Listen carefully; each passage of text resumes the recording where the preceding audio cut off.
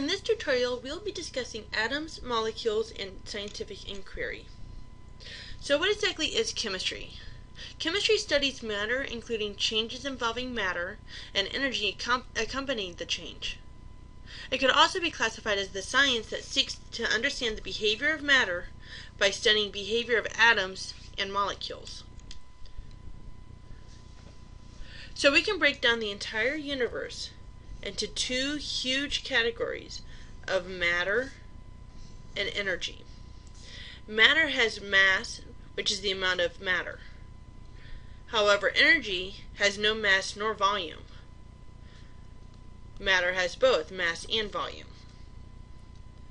It can then be further classified as by the state, meaning solid, liquid, or gas, and or the purity and other situations like that. Whereas energy is the ability to produce change, and can be further classified as the type of change, such as heat or work. We've used the terms atoms and molecules in the past couple slides, so let's look at those. An atom is the most basic unit of matter. It's the fundamental particles that are the building blocks of ordinary matter. A molecule, however, is the combination of atoms. An atom is typically not found in isolation. Groups of atoms that are held together by chemical bonds is what you'll find more often, and those are molecules. When we refer to scientific inquiry, we also refer to the scientific method. They're very, very similar. When you start thinking about experimentation, the very first thing you need to do is figure out the question you want to answer. And then you have to perform background research. Many students want to keep this part out because they think that their teachers have already told them that. However, it is still important for you to realize that you do need to know background knowledge before you can go ahead and create an experiment. And that's where the research comes in. And then construct a hypothesis, which is what your best guess is of the solution to the question, or the reason for the question. You're going to design and create and test your experiment, and then you're going to analyze those results and draw a conclusion. If your hypothesis is wrong, or just partially true, you're going to try looking up more background information, tying it in with your results, and start up here again with the hypothesis. If the hypothesis is unable to be falsified, so not necessarily true, but you can't prove it wrong, then you need to report those results.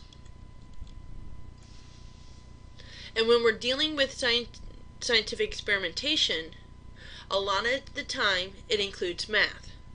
The majority of the time it includes math.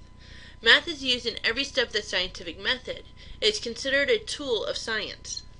We have two variables, the independent variable and the dependent variable. The independent variable, when we draw graphs, will always be on the x-axis.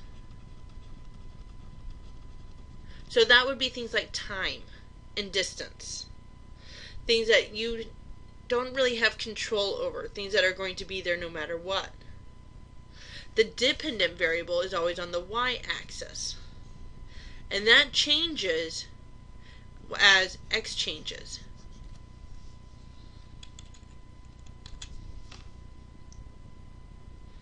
The experiment allows the determination of cause and effect.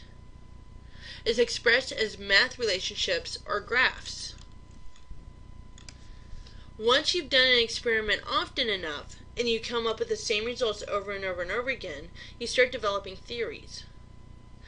A scientific theory is one or more well-established hypotheses that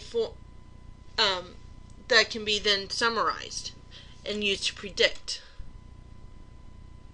So if we look at the difference between scientific theory and scientific law, a theory is a well-tested hypothesis and an explanation. That's the important part here. It explains what's happening.